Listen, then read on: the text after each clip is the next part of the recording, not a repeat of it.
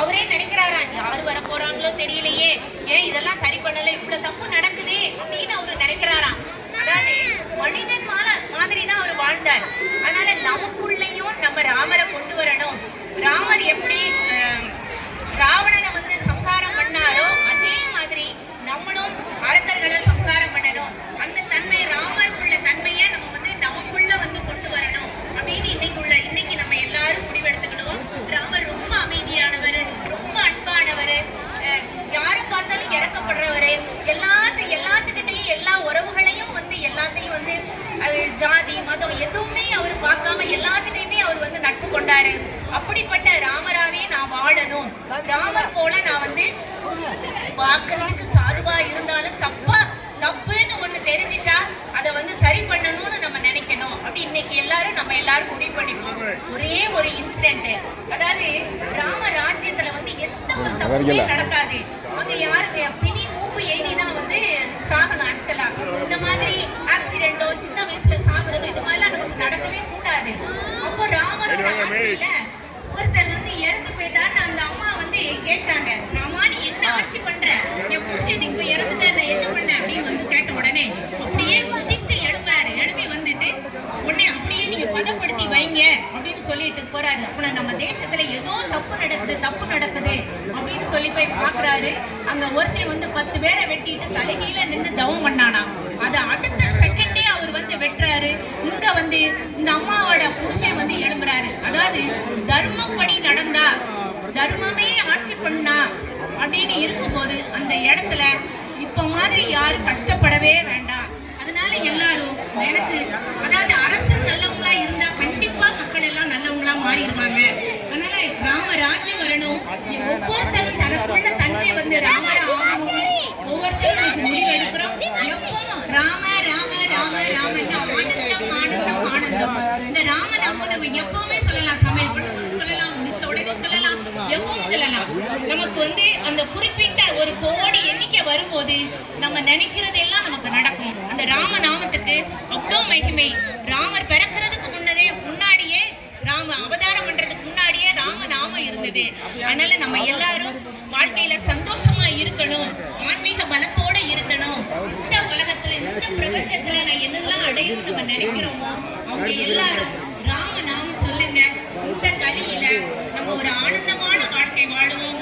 எப்பவும் ராமநாமம் சொல்லி ராமனாவே இருக்கிறதுக்காக நம்ம வந்து ஒவ்வொரு விஷயத்திலையும் ராமரா வாழணும்னு நம்ம நினைப்போம். ஹரே கிருஷ்ணா.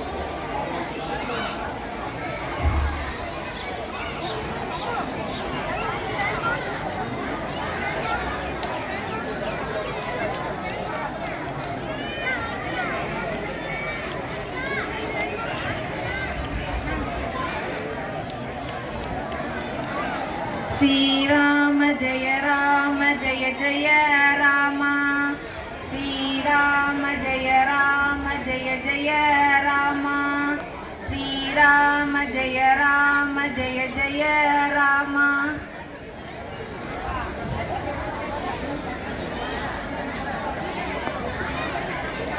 எல்லாரும் சேர்ந்து சொல்லலாம்ப்பா. எல்லாரும் சொல்லுங்க. ஸ்ரீராம ஜெய ராம ஜெய ஜெய ராம,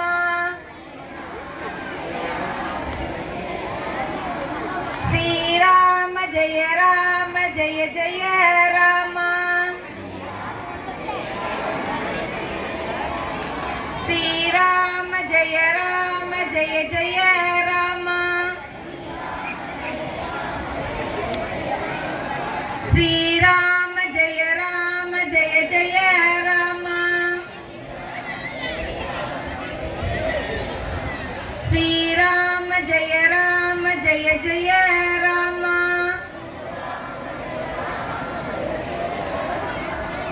श्रीराम जय राम जय जय राम, ஸ்ரீராம ஜெய ராம ஜெய ஜெய ராம. ஸ்ரீராம ஜெய ராம ஜெய ஜெய ராம. ஸ்ரீராம ஜெய ராம ஜெய ஜெய ராம. ஸ்ரீராம ஜெய ராம ஜெய ஜெய ராம. ஸ்ரீராம ஜெய ராம ஜெய ஜெய ராம. ஸ்ரீராம ஜெய ராம ஜெய ஜெய ராம. ஸ்ரீராம ஜெய ராம ஜெய ஜெய ராம.